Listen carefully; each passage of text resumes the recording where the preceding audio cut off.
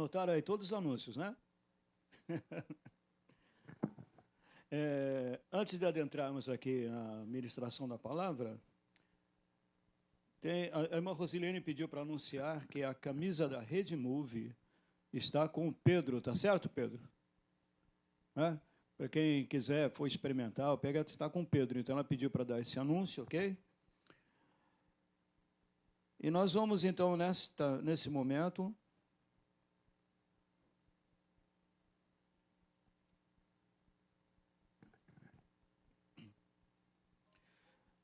Vamos à palavra de Deus, lá em João, capítulo 11.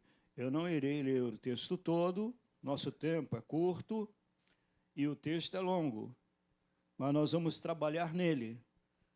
Esse texto, ele fala da doença de Lázaro, a sua morte e a sua ressurreição. E o tema da nossa mensagem nessa noite é além da dor e da espera. Nós vamos pegar o texto de João 11:4 como texto-chave, que diz assim: esta enfermidade não é para a morte, mas para a glória de Deus, para que o Filho de Deus seja glorificado por ela.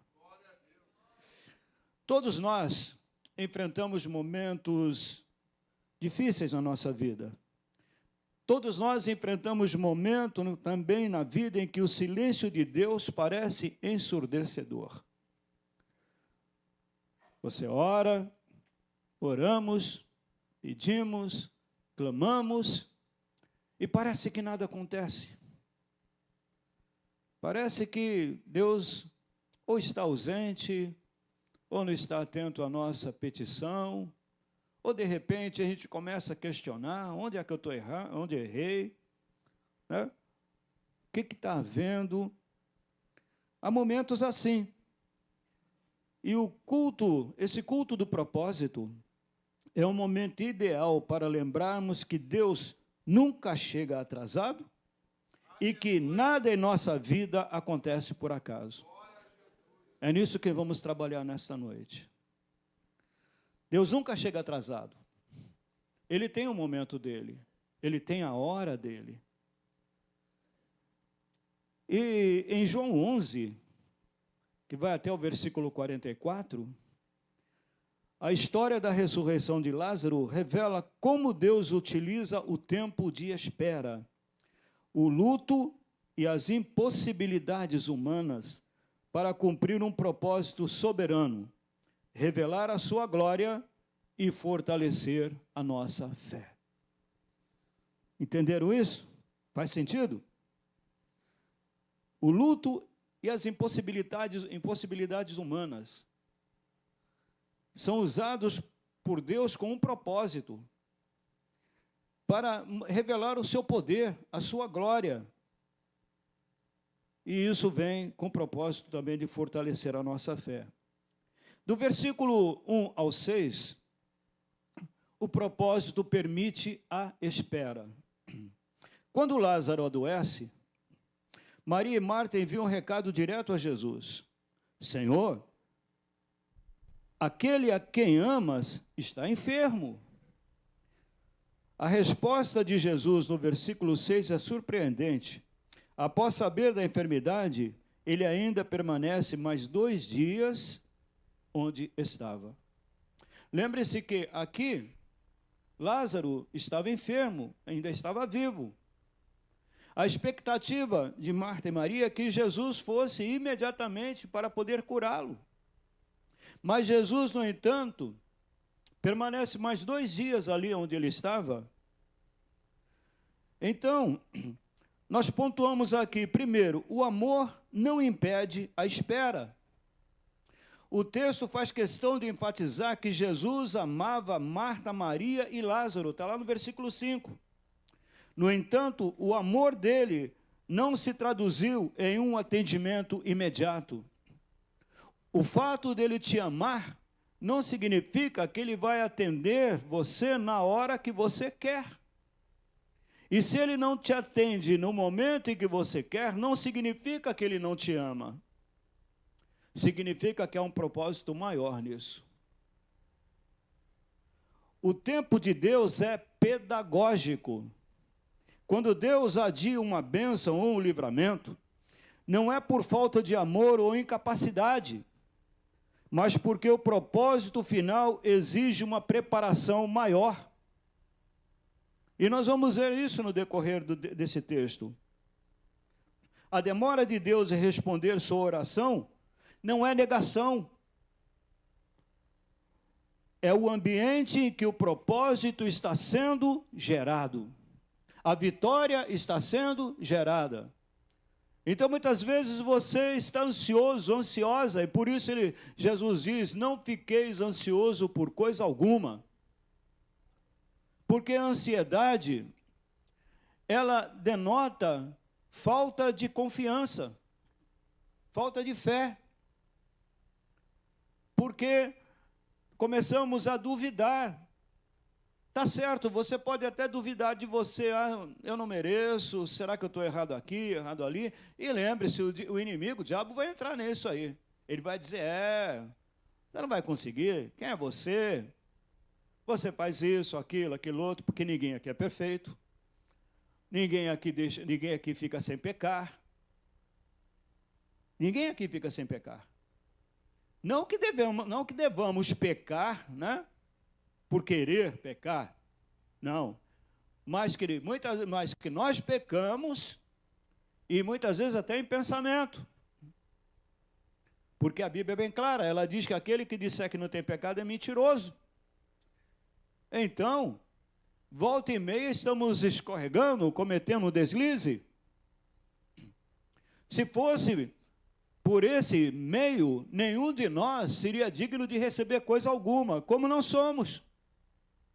Mas se recebemos é porque alguém morreu em nosso lugar, cujo sangue nos perdoa e nos purifica de todo pecado. Então, se o inimigo entrar nesta causa para poder te acusar de que a tua bênção ainda não chegou, porque você pecou, porque você não merece, por isso, repreenda ele. Não aceite isso na sua vida, porque no momento certo, a bênção irá chegar. Simplesmente faça como a irmã falou aqui. Agradeça. Agradeça antes de receber. Porque, na verdade, a fé antecede o ato. A fé antecede o acontecimento. O pai da fé, Abraão, ele confiava tanto em Deus, ele tinha uma confiança tão grande em Deus, que quando Deus pediu para ele o maior bem que ele tinha, que era o seu filho, filho da promessa, quando Deus ordenou que ele fosse e sacrificasse Isaque, ele confiava tanto em Deus, que ele sabia que mesmo que ele fizesse isso, Deus iria ressuscitar Isaque. Tanto é que na subida do monte ele falou para os rapazes que estavam acompanhando eles, fique aqui embaixo, porque eu e o rapaz vamos subir e voltaremos. Ele não falou, nós vamos subir e eu voltarei, não. Nós vamos subir e voltaremos. Por quê? Embora ele ainda não tivesse visto, presenciado a bênção, ele sabia que iria acontecer. Porque nosso Deus, ele é justo, o nosso Deus, ele é perfeito. Então, a fé antecede o acontecimento. Mesmo que ainda não tenha recebido, mas colocou diante do altar, colocou diante de Deus, comece a agradecer.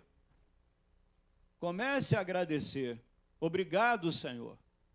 No momento oportuno, no momento certo, e Ele sabe o porquê, que Ele não faz isso, Ele não tarda, porque na verdade Ele não tarda, o tempo dele é diferente do nosso. Mas a demora não é porque Ele está te testando. Vou testar a fé. Deus não precisa testar a fé de ninguém aqui, porque Ele é onisciente. Ele não precisa ver assim, vou ver até onde a fé do Tiago vai. Mas Ele sabe. Ele tem a capacidade de ver o Tiago amanhã e na eternidade. Ele não precisa testar. Na verdade, quem precisa ser trabalhado somos nós. A nossa fé precisa ser trabalhada, não porque ele quer nos, retardar a bênção, não. Para que nós venhamos a aumentar a nossa fé, a nossa confiança, alcançar maturidade cristã, deixar de ser criança, porque a criança só sabe falar, me dá, me dá, me dá. A criança só sabe pedir. E como ela é criança, ela ainda não tem ainda a maturidade para dizer muito obrigado. Por isso nós temos que ensiná-la nisso. Mas a criança só sabe pedir. E ele quer que cresçamos, que sejamos maduros.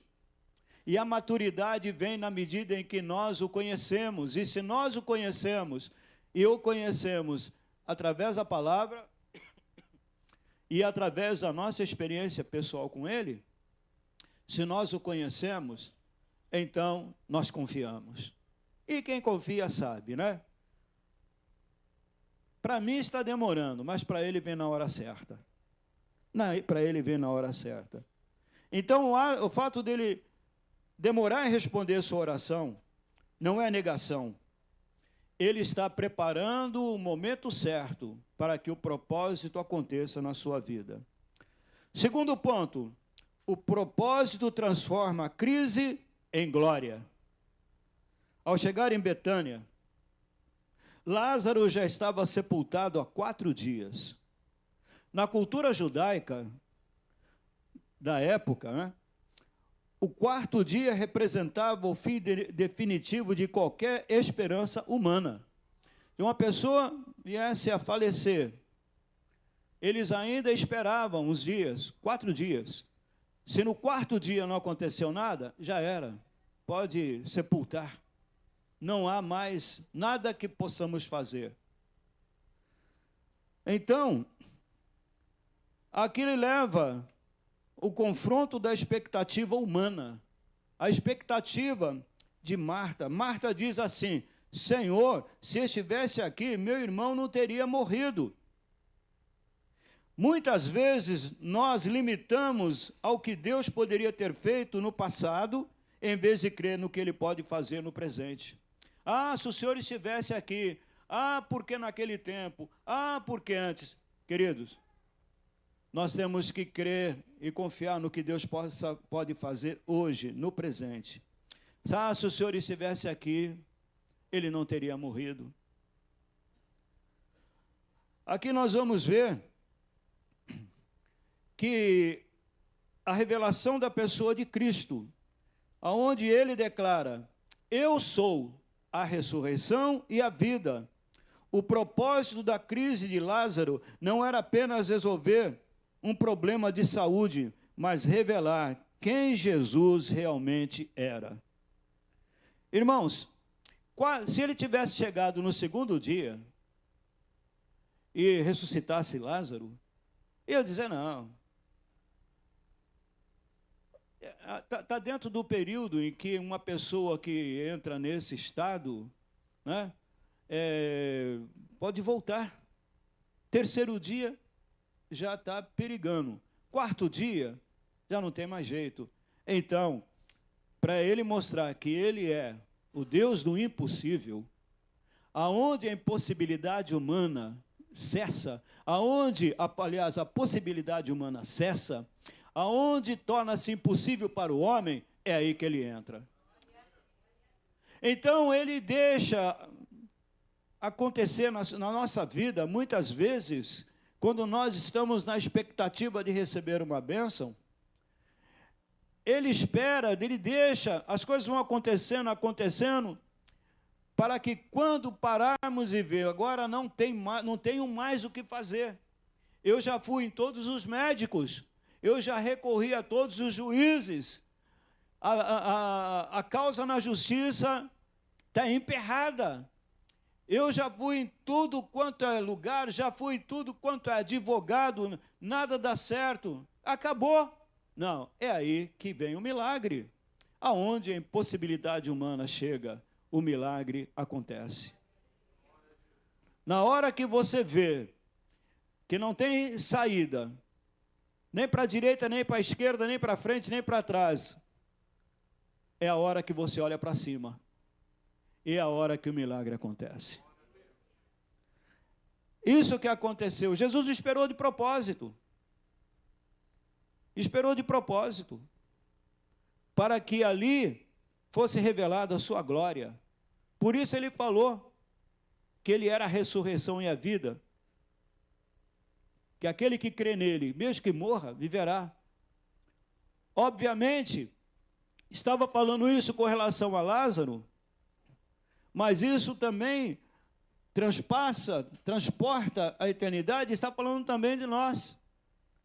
Porque mesmo que venhamos a morrer, fisicamente falando, nós iremos ressuscitar para subir e encontrar-se com ele nas nuvens, com aqueles que aqui estiverem vivos na igreja. Por isso a declaração dele: eu sou a ressurreição e a vida. Deus permite que as portas fechem por completo para que, quando ele agir, fique claro que a glória pertence exclusivamente a ele. Não foi juiz tal, não foi médico tal, não foi doutor tal, foi ele. Foi ele. E aí vem a ação do propósito, remover a pedra. Versículos 38 a 44. Diante do sepulcro, Jesus realiza o milagre, mas exige a participação humana no processo. Removam a pedra, versículo 39. Jesus poderia ter feito a pedra mover-se por poder divino, mas ordenou aos homens que a tirassem. Cabe ao ser humano fazer o que é possível: tirar a dúvida, tirar o medo, tirar a incredulidade, tirar a murmuração. Essa é a pedra que muitas vezes impede que o milagre aconteça em nossa vida. A murmuração, a incredulidade, a dúvida, o será, o talvez. Não importa se você duvida, você não duvida de Deus, mas eu duvido da minha capacidade. Eu pensava muitas vezes assim: ah, porque eu não sou digno. Bom, está falando o óbvio. Ninguém é. Nós não somos dignos. Mas não é a nossa dignidade que vai fazer o milagre acontecer. É a nossa fé naquele que entregou a vida dele em nosso lugar e que nos justificou, nos tornou justos. Aquele que nos purificou através do seu sangue. A ele toda honra e toda glória. Louvado seja o nome do Senhor. Então nós temos que remover a pedra. Aquilo que é possível nós fazermos, nós temos que fazer. Você já removeu a pedra da incredulidade? Talvez você venha e você faça aqui, participe aqui da oração, recebe a unção. Talvez você pense assim: não, eu não vou no fulano porque a oração de Beltrano é mais poderosa. Não, eu não vou, né? Não é o homem quem age. Não é o homem quem age. É o Espírito de Deus que age através de nós. A mesma unção está em cada um dos presbíteros, está nos pastores, nas missionárias, porque é o mesmo Espírito. Não é a oração mais poderosa. Não é a oração. Não, queridos. É a oração daquele que crê. E quando eu venho, ou você vem, para receber para a bênção, quando nos submetemos, porque entenda bem, quando você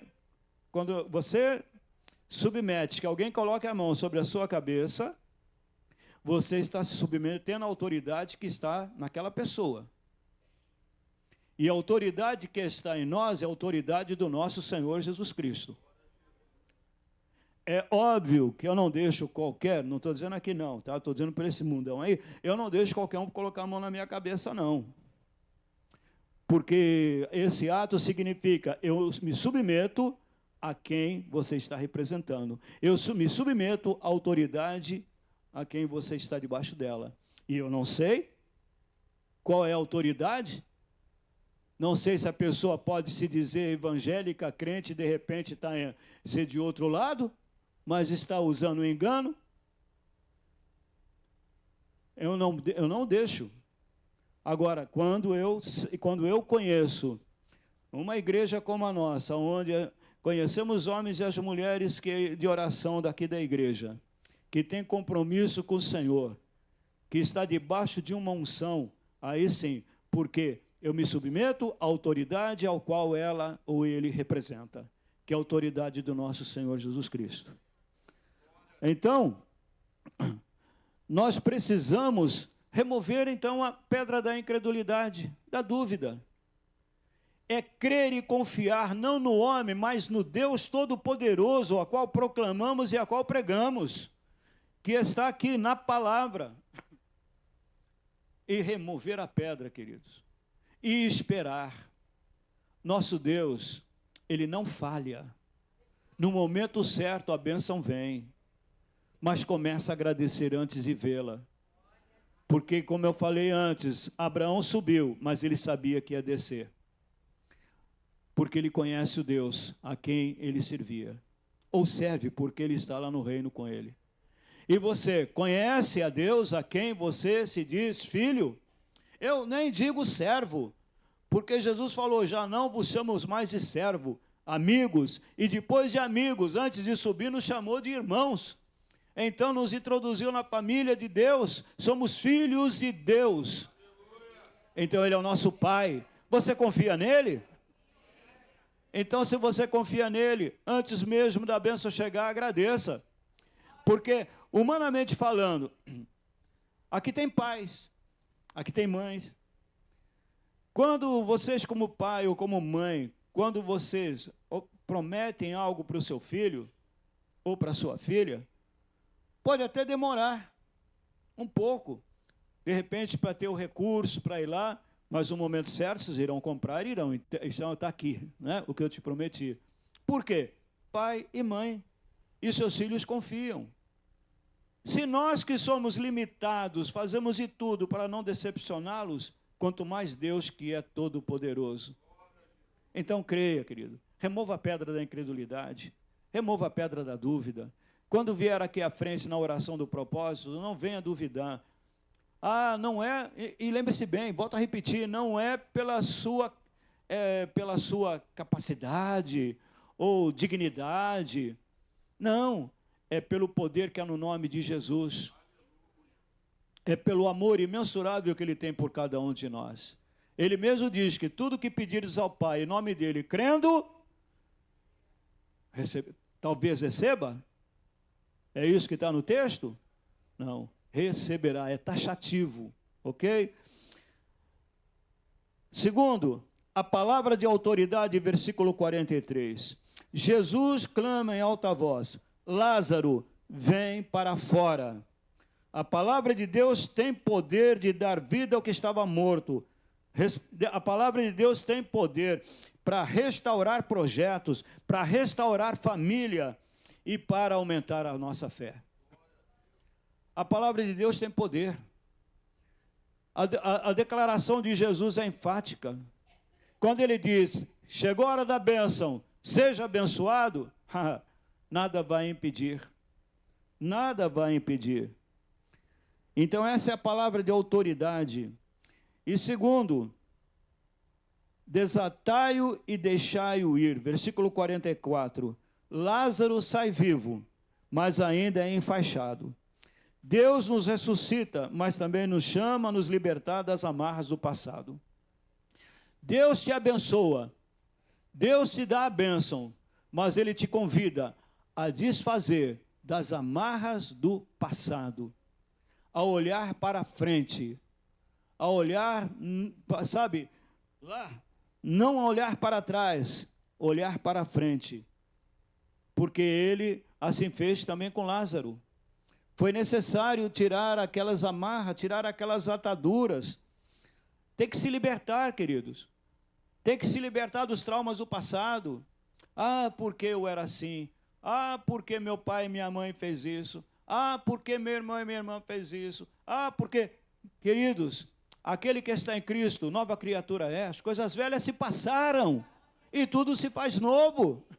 Olhar para frente, olhar para a vida gloriosa que o Senhor tem preparado para nós. Ora, se nós estamos atravessando o deserto, como o povo de Israel, nós estamos atravessando o deserto, mas sobre nós está a Shekinah de Deus. Sobre nós estamos debaixo da direção de Deus.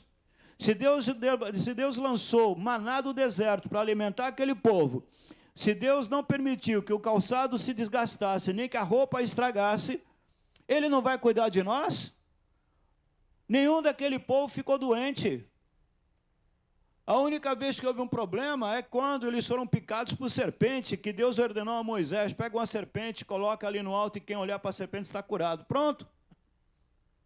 Deus tem a solução ou as soluções para todos os problemas. Então nós temos que crer, desatar as amarras do passado. Amém, irmãos? Muitas vezes a depressão, a ansiedade, vem lá de trás. Vem lá de trás. Esqueça o que passou. Cada dia é uma nova história. Hoje está se encerrando um capítulo da sua vida.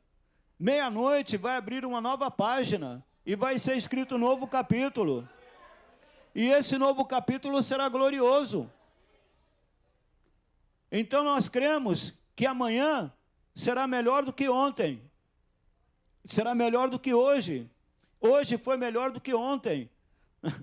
E cada dia que nós vamos vencendo, vamos avançando, com a fé em nosso Senhor Jesus Cristo, nós cremos que vai ser cada dia melhor.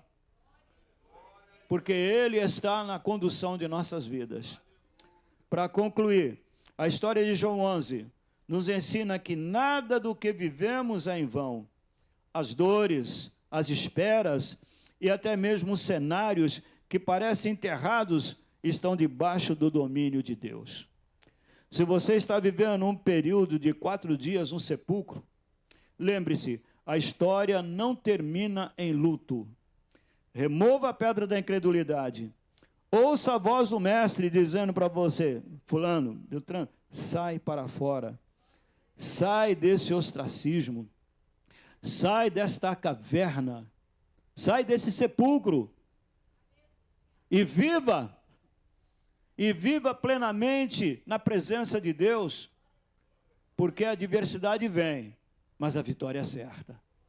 A vitória é certa. Então, queridos, ouça a voz do mestre e contemple o cumprimento do propósito de Deus na sua vida. O que Ele iniciou, Ele vai concluir. Então, vamos viver uma vida de bênção e de vitória. Mesmo no meio da tribulação, eu te garanto uma coisa, não vai faltar o pão na sua mesa, não vai faltar a roupa para você vestir. Deus não deixará faltar em nada, te faltar nada. Sabe por quê? Porque está na palavra. Ontem fui novo, isso não sou eu não, tá? Mas ontem fui novo, hoje estou velho, mas nunca vi. Quem conhece aí? Nem sua. Então, você pode falar esse versículo ou não? Brincadeira. Amém, irmãos? Por quê? Não vai nos faltar nada. Você crê nisso? Queridos, olha só. Estou há 30 e poucos anos no ministério. Quando eu fui convidado para poder assumir, para ser pastor de tempo integral, eu trabalhava numa empresa e eu ganhava bem. Aí eu pensei, caramba, o que eu faço? Aí chamei a Miriam, falei, Miriam, então nós estamos morando em Muriqui, pastoreando Muriqui, e meu trabalho era na Rio Branco. Imagina aí, né, a viagem. O que eu faço? Ela falou, meu filho, se você tem confiança, se você crê que o seu chamado é de Deus, estou dentro, estou junto contigo. Vamos embora. E eu pensei, e agora? Bom, ficamos casados 43 anos, 36 anos de ministério. Nunca nos faltou nada. pude cuidar dela até o momento que Deus a recolheu. Cumpri minha missão. E agradeço a Deus por isso. Eu posso te dizer, com Deus na nossa vida, com Deus no nosso barco, com Deus na direção de nossa vida, vai vir as lutas, vai vir as adversidades, vai vir, mas quando ela vier, confie no Senhor, porque não será a nossa derrota, mas será a nossa vitória. Amém? Curve a sua cabeça.